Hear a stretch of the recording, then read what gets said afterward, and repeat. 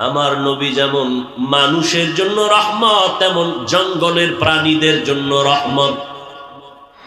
আমার নবী জংলার প্রাণীদের জন্য যেমন রহমত, সমুদ্রের প্রাণী মাছের জন্য নবী তেমন রহমত।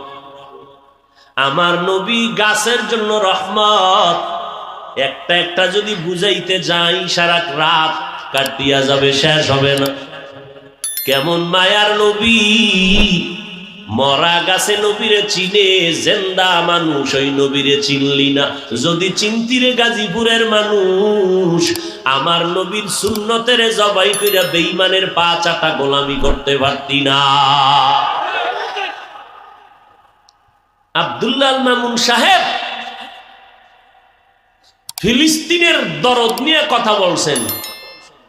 তুমি ফিলিস্তিনের মুসলমানের জন্য কাঁদবা কখন? তোমার দিলে রসুলের মোহাব্বত থাকলে না।